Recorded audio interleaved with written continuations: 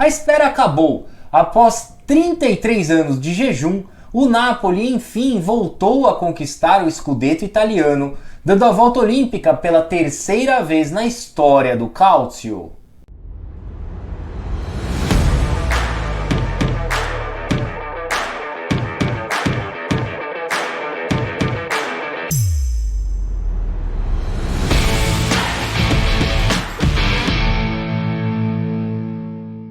Não, o Vesúvio não entrou em erupção.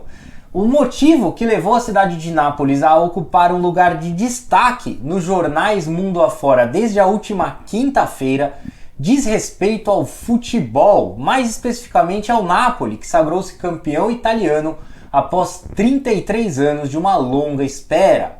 Pois é, embora os napolitanos tenham iniciado a temporada 2022-2023 sem boas perspectivas, devido às saídas de Kalidou Koulibaly, Fabian Ruiz, Dries Mertens e Lorenzo Insigne, o time deu a volta por cima e superou totalmente as expectativas ao ter disputado as quartas de final da Champions League pela primeira vez na história e posteriormente ao vencer o Scudetto italiano pela primeira vez desde a era Diego Armando Maradona, o que significa que pelo menos duas gerações de torcedores do Napoli não haviam sentido o sabor de ver o seu time vencer o campeonato italiano. Até por essa razão eu recebi inúmeras mensagens de seguidores dizendo que esse título do Napoli os remete a momentos do passado. Obviamente,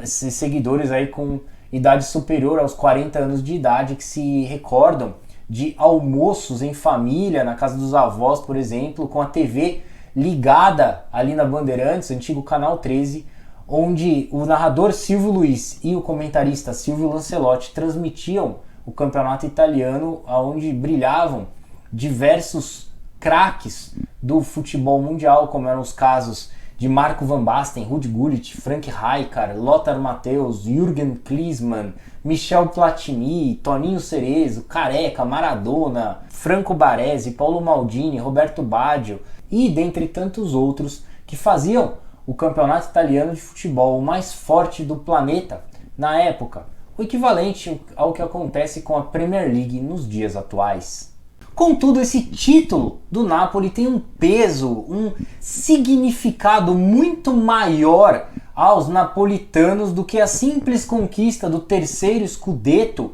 italiano do clube após mais de 3 décadas de jejum. Isso porque ele representa o triunfo, o êxito da parte sul da Itália sobre a região norte do país, a julgar que as províncias do sul, onde está situada a Campânia, sofrem bastante preconceito em relação ao norte, o eixo mais rico da velha bota e composto por grandes cidades como Milão, Veneza, Verona, Bolonha, Turim e Florença. Por essas e outras, os comandados de Luciano Spalletti serão considerados eternamente heróis pelo povo napolitano, assim como ocorreu com Diego Maradona e Companhia Limitada há exatos 33 anos. Por sinal, eu trago para você a escalação do Napoli, bicampeão italiano em 1990, ano em que o Olímpia faturava o título da Copa Libertadores da América, o Corinthians ganhava o Campeonato Brasileiro pela primeira vez ao derrotar o rival São Paulo por 1-0 no estádio do Morumbi, e Ayrton Senna ganhava o bicampeonato mundial de Fórmula 1, dando troco no francês Alain Prost no GP do Japão. Conforme você pode acompanhar aí na tela, o Napoli, na época comandado pelo argentino Alberto Bigon, jogava com Giuliani no gol, Baroni, Francini e Ferrara formando uma linha de 3 homens na defesa, com Corradini posicionado um pouco mais à frente para ajudar na proteção à zaga. No meio de campo, um losango de respeito era composto por Alemão, Crippa, De Napoli, além do craque e capitão Diego Maradona, ao passo que Careca e Andrea Carnevali faziam a dupla de ataque daquele fantástico Napoli, bicampeão italiano que ainda tinha Massimo Mauro e Gianfranco Zola como opções no banco de reserva. Bom, mas deixando esse momento nostalgia de lado, o mais importante de tudo é destacar que esse terceiro scudetto dos napolitanos foi conquistado de forma inquestionável. Tanto é que eles garantiram o título com 5 rodadas de antecedência. No geral, em 33 jogos disputados, os campeões italianos colecionam 25 vitórias, 5 empates e apenas 3 derrotas, registrando 80 pontos e 80% de aproveitamento através desta fantástica campanha. Lembrando que o Napoli é dono tanto do melhor ataque quanto da melhor defesa do campeonato, assinalando 69 gols marcados e somente 23 tentos sofridos. Ainda assim, o tricampeonato italiano por parte dos napolitanos teve lá os seus momentos dramáticos, tendo em vista que o Napoli poderia ter confirmado essa conquista no último final de semana, ou seja, com 6 rodadas de antecedência e não 5, se caso ele tivesse vencido a Salernitana no estádio Diego Armando Maradona, mas o empate em 1-1 acabou adiando a festa e levando toda essa comemoração para a cidade de Udine na última quinta-feira, quando um novo empate em 1-1 contra a Udinese acabou sendo suficiente para que o Napoli enfim confirmasse a conquista do tricampeonato italiano. Reflexo da enorme ansiedade que rodeava os jogadores, comissão técnica, a diretoria, a torcida do Napoli, enfim, a cidade inteira de Nápoles ali era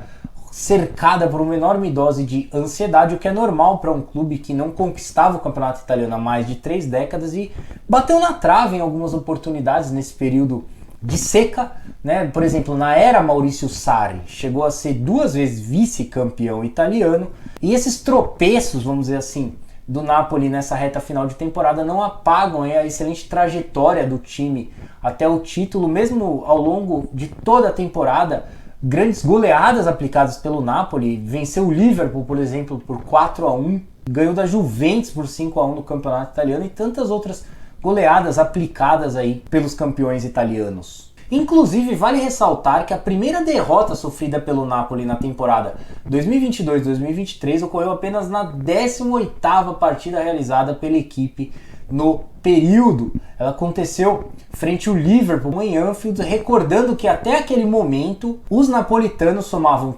15 vitórias e 2 empates. Já pela Série A, eles foram derrotados pela primeira vez apenas na 16ª rodada, em função da queda diante da Internazionale por 1-0. Posteriormente, somente Lazio e Milan conseguiram vencê-los no campeonato, com vitórias por 1-0 e 4-0, respectivamente. De qualquer maneira, a realidade é que em uma temporada na qual Internazionale e Juventus figuravam entre as principais candidatas à conquista do título italiano em função de seus milionários e estrelados plantéis, onde o Milan buscava o bicampeonato e a Roma corria por fora após a recente conquista da Conference League e a chegada de Paulo Dybala, foi o Operário Napoli de Luciano Spalletti que terminou a Série A dando a volta olímpica e de quebra superando o prestigiado norte do país, provando, dentre outras coisas, que qualquer clube é capaz de alcançar o sucesso